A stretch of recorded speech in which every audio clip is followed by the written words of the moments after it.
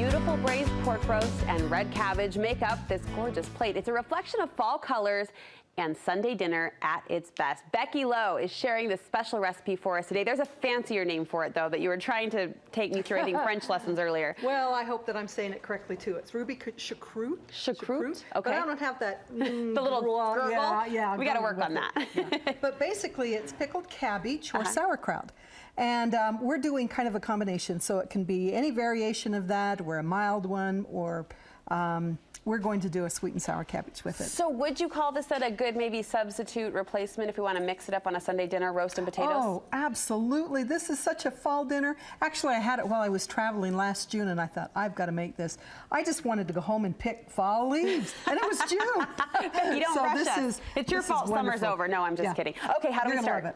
All right, let's start off. Actually, there's some steps with it, and that makes it much, much easier. So I'm going to show you the steps and where the biggest flavor is, but it's not something you're going to throw together at the last minute. Okay, so I love when you break it down for us, so that makes it easy. We'll start off with pork roast. Now I have a loin right here, which is a little bit leaner. I prefer the shoulder, but this works very well. And we want to brine it, and that's going to add more flavor to it. So the brine is just simply equal parts sugar and salt, and then we have some peppercorns, some caraway seeds, some thyme, etc. And I've mixed all those together and a little bit of water. And we'll just simply pour that over our roast. Okay, seal up the bag and then refrigerate it from 3 to 24 hours. Okay, that will actually help to moisten up that lean. And even if you have a pork shoulder, it's just going to make a much better flavor. So that's that step. Okay, next is that we want to brown it, searing it. Searing always brings out the flavor, so that's what we've done right here. Can I ask, did you do the brine the night before? Or would it dry it out too much? No, you can't. Okay. Yeah, so 3 to 24 hours. So you could do it. 24, sorry. Yeah, even I a said whole 3 day. to 4. Oh, no. Got it, 3 to 24. Okay, so we just simply put some oil in the bottom of the pan, a roaster pan or a nice pan that you can put everything in, and then brown it. This is going to add flavor and color to it. Okay, so we've got that ready to go. Brown it up. Next is our cabbage. You weren't kidding when you said steps. Yeah, and each of these do not take a lot of time. It's just doing it one step at a time. The method, The next one you can actually do ahead of time as well. Now, I know I don't like onions, but Becky sacrifices when she... And actually, I will say this really does help make the dish. You like it in this recipe? Yeah. So I have just simply sauteed some onions in about a medium onion and butter. Now, it can either be cabbage or it can be sauerkraut, and we're doing the pickled cabbage.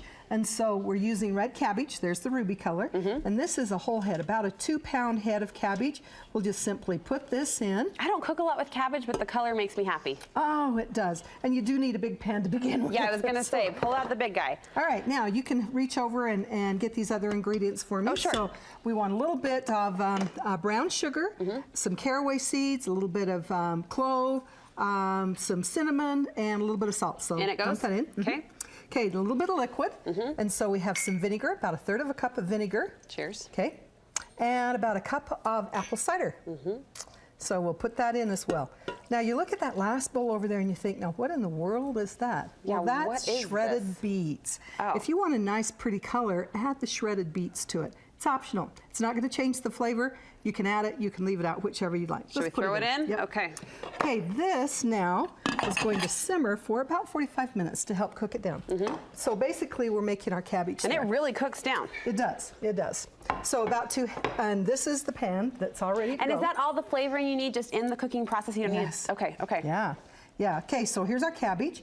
I'm going to move our pot here to the side. Clear some space. And here's the roast part. So sometimes I will take this completely out. Sometimes I'll just simply put my cabbage to the side of it. And because I have all the seasoning in the roast itself, in the brine and in the cabbage, this is good to go.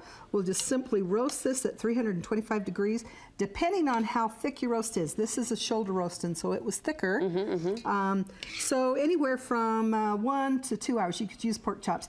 And if you wanted to bypass this whole roast step, a ham steak would work very well with it. My mouth is watering. You've layered the flavor, as they say, right? It's layered. Yeah, this is a layered dish. Plating it up over potatoes? Yep. Now, this is a layered dish, so we want to, it actually brings out all the flavor. So I'm going to have you plate this up. Okay. We start with cream cheese mashed potatoes. You really need that.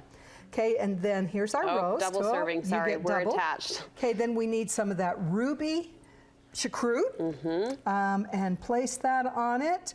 And actually, I like this. This is going to serve about 6 to 8 people, depending upon your serving size. How's that look, Beck? So, oh, wonderful. Good. Last thing, though, is that we want to have a little bit of glaze or a little bit of juice to go with it.